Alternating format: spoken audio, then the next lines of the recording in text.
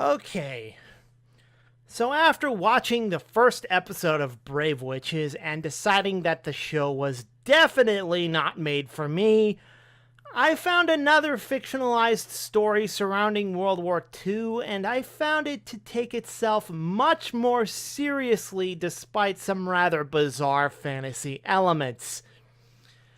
Today we will be taking a look at the first episode of Izetta the Last Witch.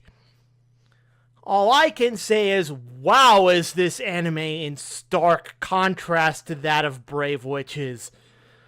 While I still feel uncomfortable about a fictionalized story surrounding World War II, at least it doesn't shove boobs and crotches in our faces every chance it gets. But I should probably discuss what the anime is about before I jump into my commentary of the show. The names of the parties involved in this anime are changed, but screw it, I'm calling them by their actual names.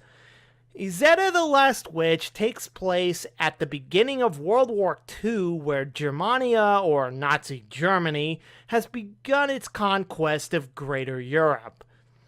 Germany's ambition set its sights on a small fictional alpine country called Illstraat. I hope I pronounced that correctly. Knowing the danger, Illstraat's crown princess, Fine, is on her way to meet with a British diplomat in a neutral country, most likely Switzerland, to discuss Germany's pending invasion of her homeland.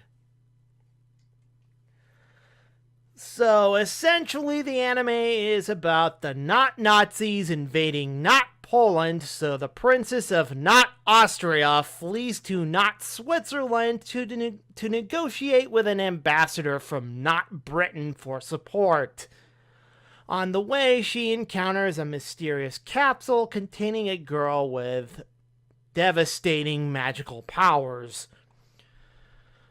What I can say is that the first episode of this anime wastes no time in throwing you right into the action at the get-go when Fine's train is hijacked by the Nazis and she is nearly captured.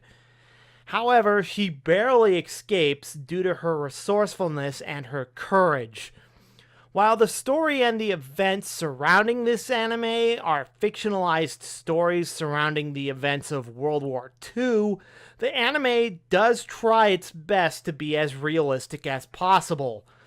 I like the anime going into and exploring the suspense and political intrigue that is synonymous with this time period.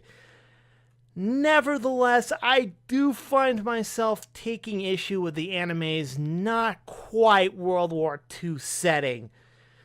This anime isn't as much World War II as it is World War II with most of the names fictionalized. Yes, Strike Witches and Brave Witches did this name-changing thing as well. The issue at hand here is that this period of history carries a lot of emotional and geopolitical baggage that still hurts quite a lot of people. So if you feel the need to tell a fictionalized account of an event that actually happened, one, you need to grow up and be an adult. Two, be as historically accurate as possible. And three, represent the actual people involved as best as you possibly can. Putting that into perspective, I can definitely say Izetta the Last Witch does this much better than Strike Witches and Brave Witches.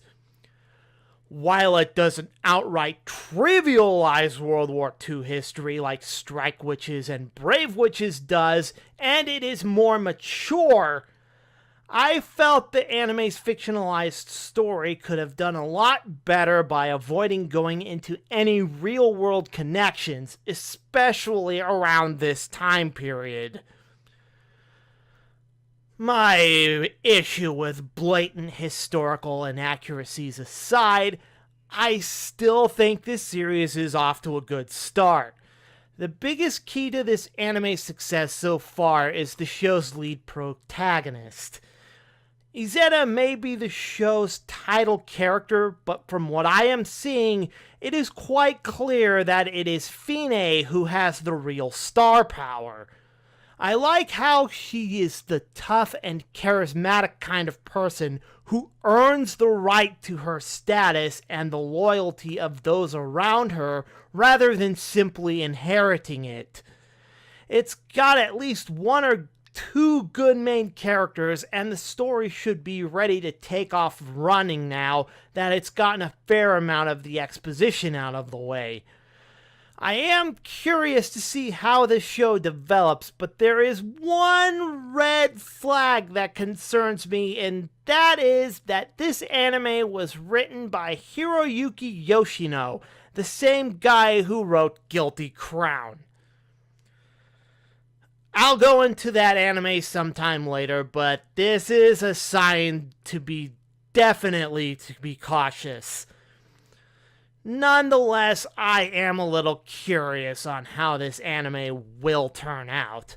The big question is if this anime will continue to take its source material seriously.